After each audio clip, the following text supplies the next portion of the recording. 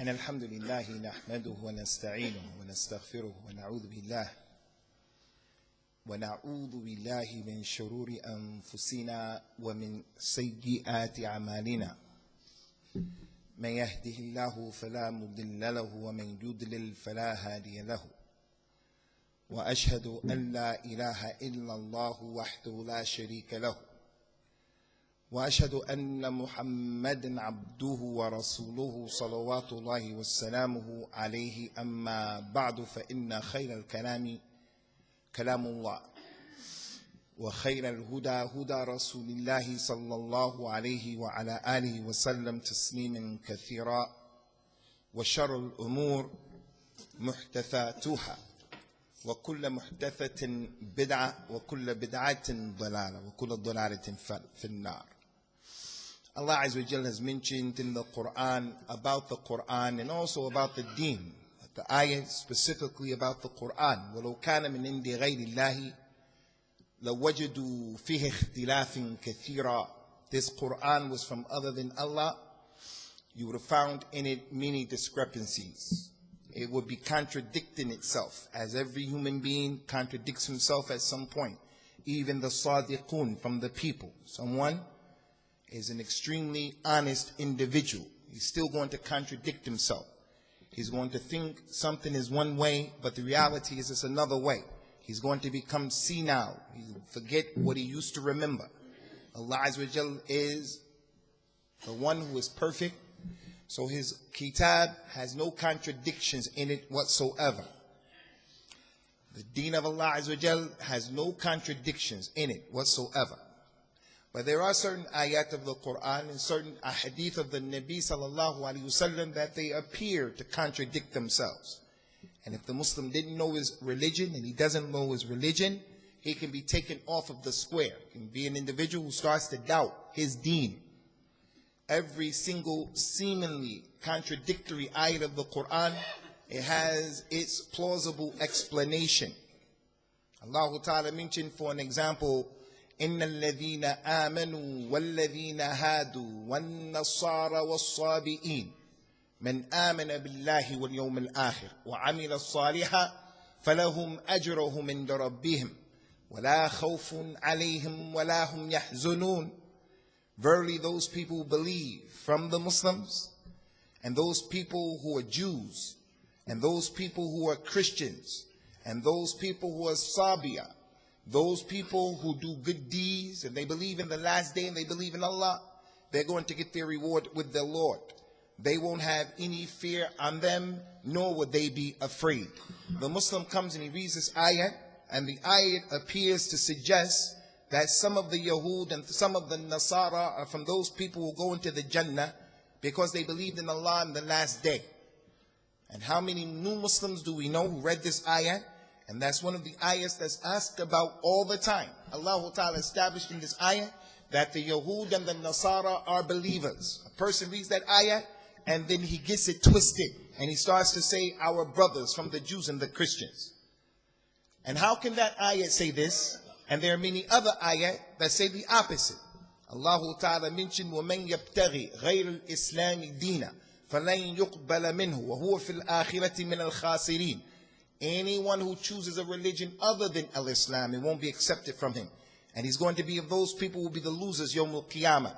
So this ayah says it's only Islam. And that ayah over there said that the Yahud and the Nasara and the Sabiya, they're also from those people who will be in the Jannah. The explanation is very simple. We have to take all of the other ayat of the Quran and the other ahadith, and we come to the clear indication that those Jews and Christians who believed in their prophets and their messengers who were sent before Prophet Muhammad sallallahu alaihi wa ala alihi wasallam, those who believed in their prophets and messengers, they're the ones who the ayat is referring to. They're the ones who are going to go to Jannah. But after the coming of the Nabi Muhammad sallallahu alaihi wasallam, any Yahudi and any Nasrani who doesn't believe in him is going to go to the hellfire. So the point here is the two ayats can appear to contradict, but they have a plausible explanation. So on the Muslim to learn, what's the explanation? There are certain ayat in the Quran. Allah Ta'ala mentioned to the Nabi sallallahu alaihi wasallam after his close relative died and he was trying to give him dawah. إِنَّكَ لَا تَهْدِي مَنْ أَحْبَبْتَ وَلَكِنَّ اللَّهَ يَهْدِي مَنْ يَشَاءُ. You do not guide to al-Islam those who you love, Ya Muhammad. You can't guide your uncle, you can't guide your grandfather, you can't guide your countrymen from Quraysh. Allah guides those who He wants to guide. So the ayat, it shows that the Nabi doesn't have the ability to guide. And yet there's another ayat that says the opposite of that. وَإِنَّكَ لَتَهْدِي إِلَىٰ صِرَاطٍ مُسْتَقِيمٍ صِرَاطِ اللَّهِ.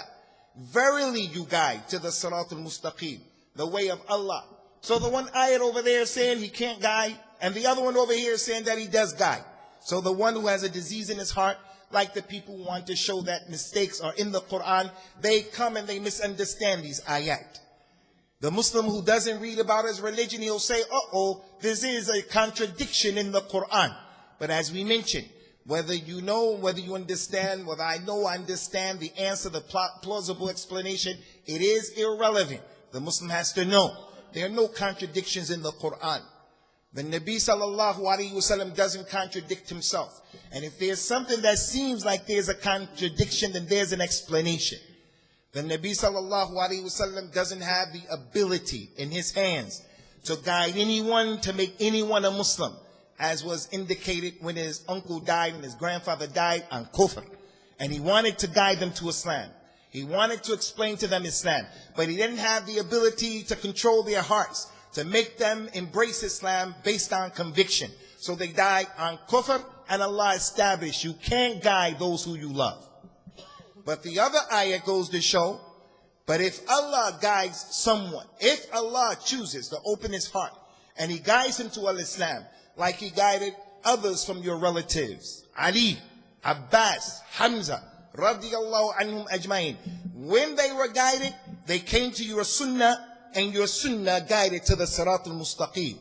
So the first ayat, you don't have the ability to control the hearts. That's the meaning of it. The second ayat, if a person becomes a Muslim and he takes your sunnah, he'll be guided to the Sirat al-Mustaqim, because you have that ability of the hidayah for the bayan and the irshad. So there are a number of ayat and mas'alas in al-Islam like this. There is a big mas'ala that hits our community and it hits our relatives. And it's similar to the one that we just mentioned. If a person takes one of these two ayats, the two examples that I gave you just now, about the Jews and the Christians, and the second example about the Nabi sallallahu alaihi wasallam not guiding and guiding, if a Muslim took one side and left the other side, he's going to be astray. He's going to be understanding al-Islam the wrong way. He's going to understand that issue the wrong way. This third issue that we want to address is the same way. It has two varying points of view. Certain ayat said yes, and other ayat said no. Then we have those Muslims who come and they fall into kufr and shirk and disbelief and takdeeb in Allah Azza wa Jal. They reject and deny what Allah and His Messenger brought, sallallahu alaihi wasallam, because they want to follow and insist on following one side. Although the issue is clear, there's a middle course, and that is the issue of the ilm al-ghayb. Prophet Muhammad sallallahu alaihi wasallam knew the ilm al-ghayb. And it's not permissible for anyone to come and say he didn't know the ilm al-ghayb. He knew the ilm al-ghayb sallallahu alaihi wasallam. Allah Ta'ala mentioned a number of ayat of the Quran. Wallahu anzala alayka al-kitaba wal-hikmah وعلمك ما لم تكن تعلم وكان فضل الله عليك عظيما. Verily Allah revealed to you the book, and He revealed to you your sunnah, the hikmah, and He taught you, Ya Muhammad, those things that you didn't know. And verily Allah's favors upon you, they were great. All of the ulama of tafsir, they said that the meaning of Allah teaching him what he didn't know is that Allah taught him the news of the communities and the people who went before him. And Allah told him about the news of the people who are going to come after him, all the way up into Yawmul Qiyamah. And that's the ijma' of the ulama al-Islam, that the Nabi had that news and that information of the ilm al-ghayb, of what happened before and what's going to happen in the future. He sallallahu alayhi wa sallam was being doubted by the munafiqeen. And this is the way of the munafiq. The one who comes and says that the Nabi doesn't have ilm al-ghayb, he has something wrong with his iman. The munafiq, they doubted his knowledge and they doubted his nabuwah. He became angry and he stood on the minbar. He told the people, ask me whatever you want to ask me. I'll prove to you I'm the Nabi. So they proceeded to ask him questions. One man from the munafiqeen said, where am I? Where am I going to be Yawmul Qiyamah? The Nabi said, you're going to be in the hellfire. That's from the Ilm al-Ghayb. Another man who the people doubted his lineage. They thought he was an illegitimate child. Some people say yes, some people said no, and that was the news that was surrounding that man. He stood up and he said, Ya Rasulullah, who's my father? His name is Abdullah ibn Hudhayfa. The community didn't know who his real father was because his mother was a woman of ill repute.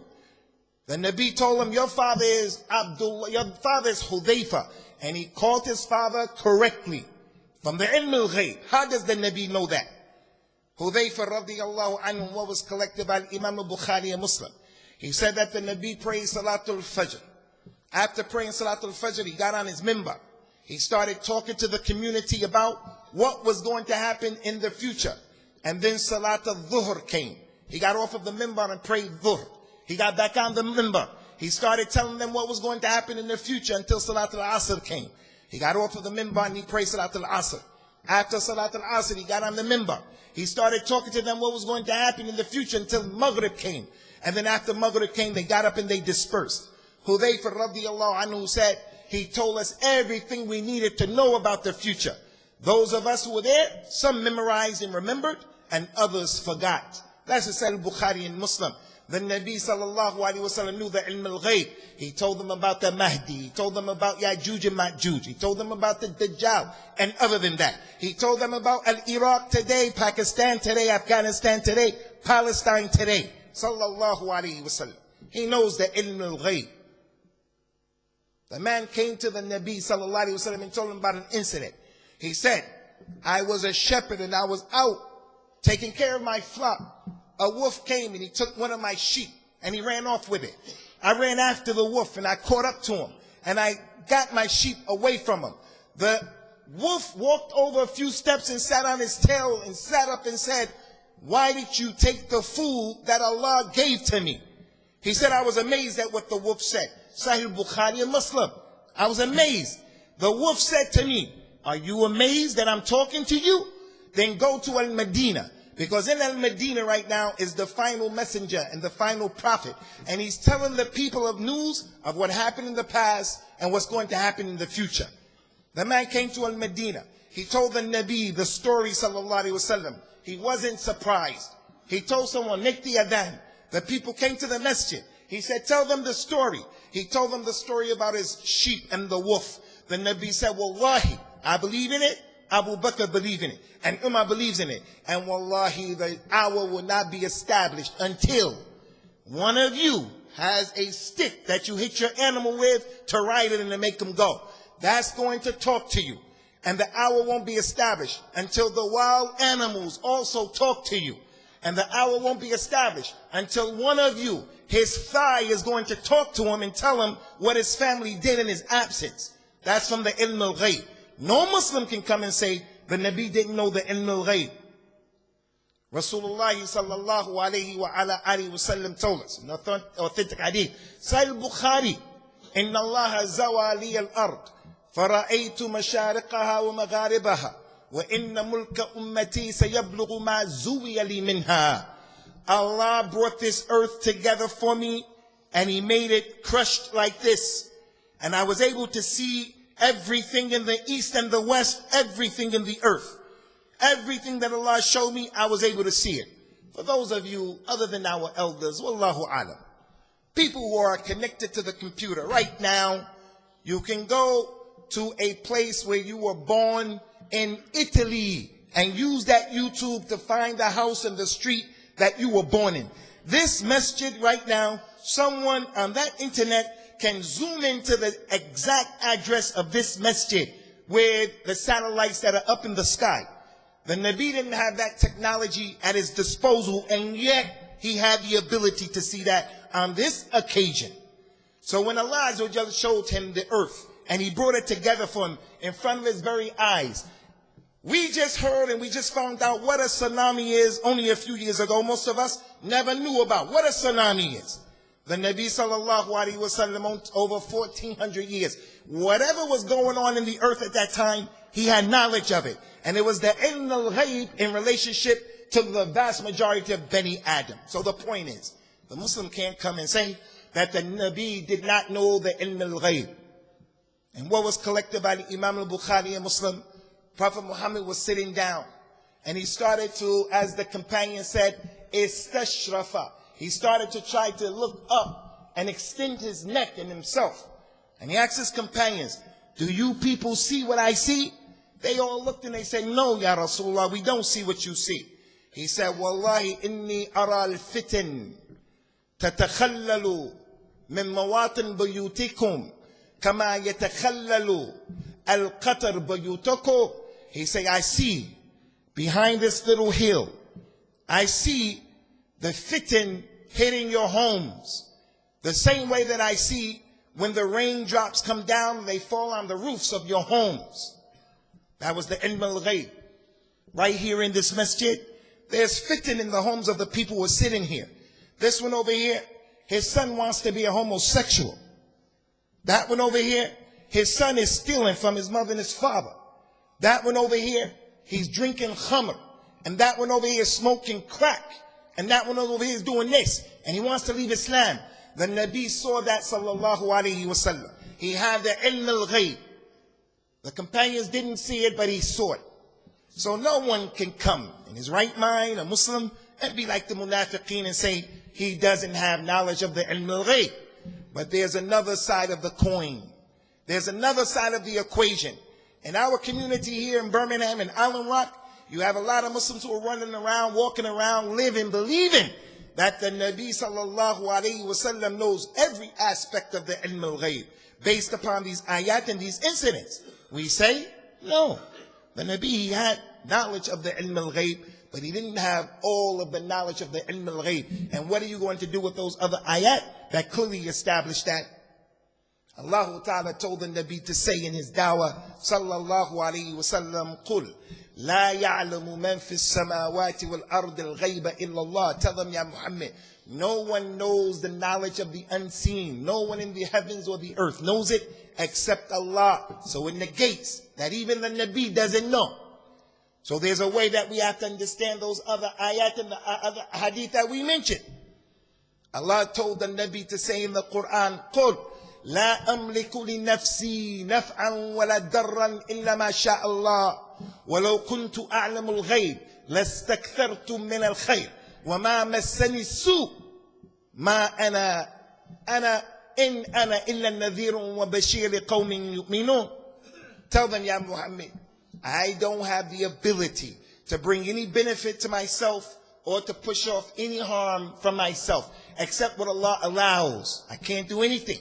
I'm like everybody else, a human being. I'm not created from the nur of Allah. I'm not with Allah.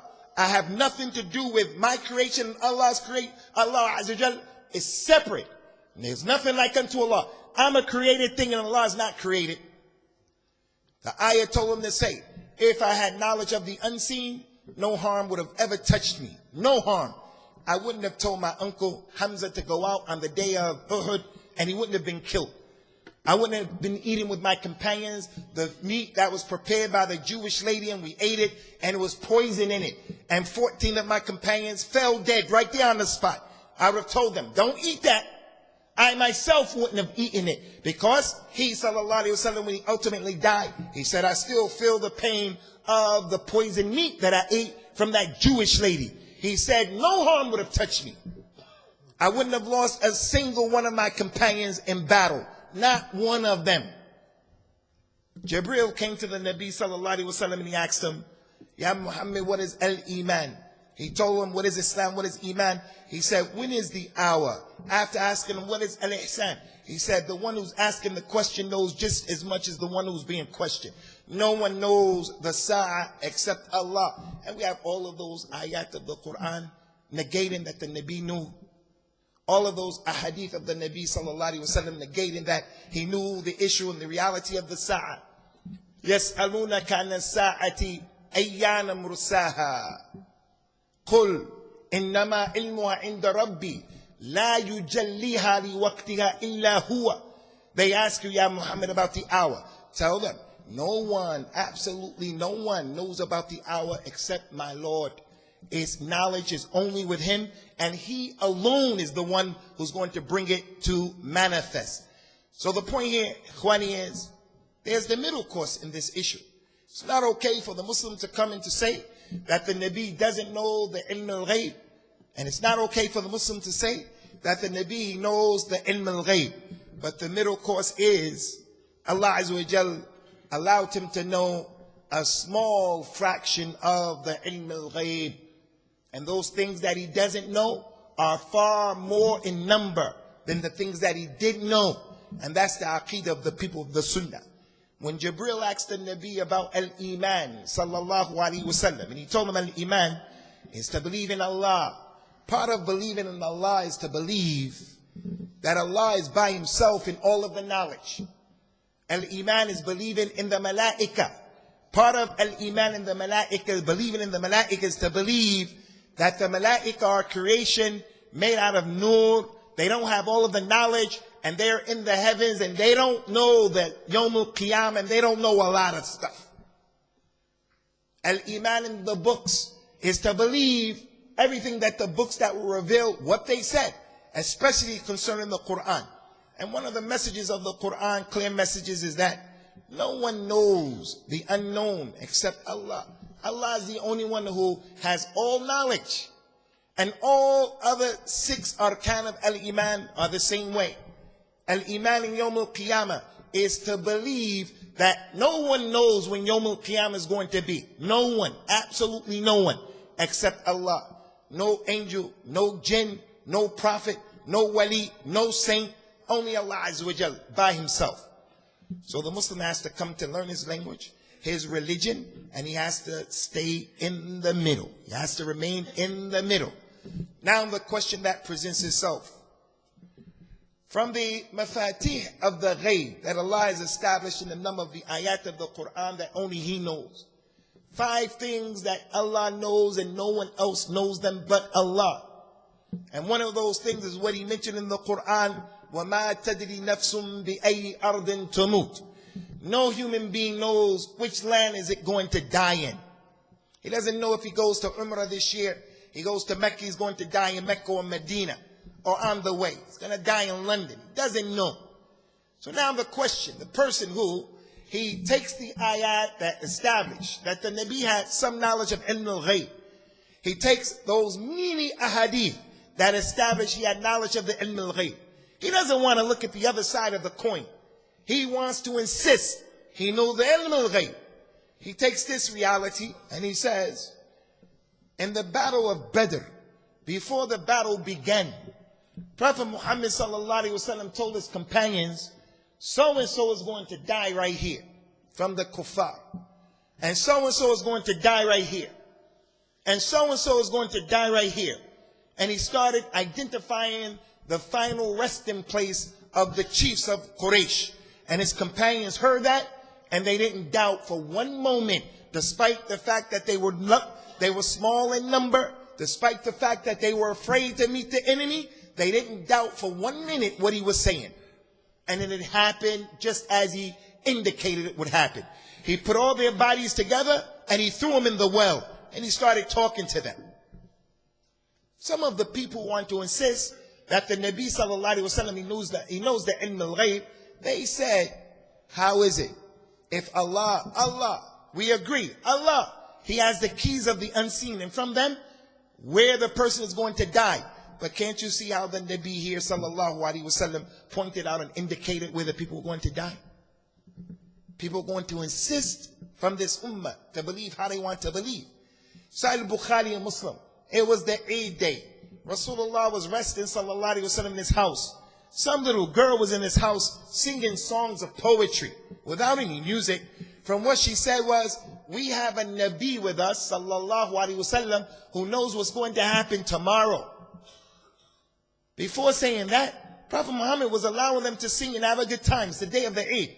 But when the little girl said that, he said, hey, don't say that. And then he didn't stop there. He said, no one knows the unseen and what's going to happen to tomorrow except Allah. And that's because of the principle in Islam. It was not permissible for something to be said or done in his presence that was against the religion, except that he had to say something about it. If he remained silent, he showed his tacit approval, it means that that thing is from Islam. He said to the girl, don't say that. Stop saying that. Only Allah knows what's going to happen tomorrow. The hadith is clear. Anyone who has aql, that hadith is clear for him. But again, the people who come and the people want to insist, there are ayat and there are some ahadith that establish he has some knowledge of the ilm al-ghayb.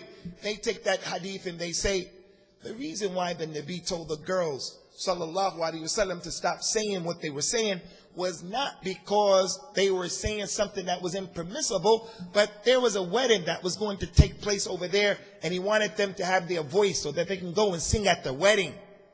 Because they have to insist.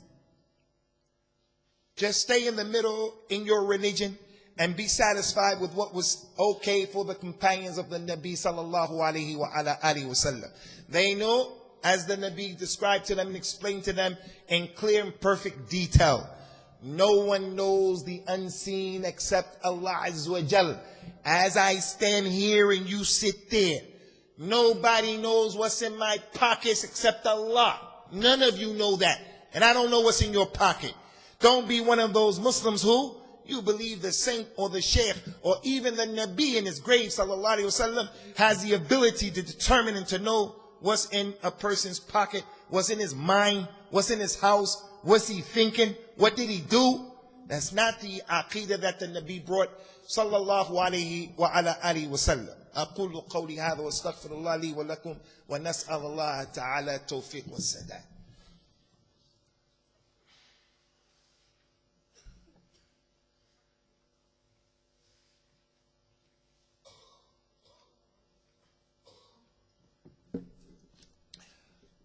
Alhamdulillah wa salatu wa salam ala rasulillahi amma ba'du.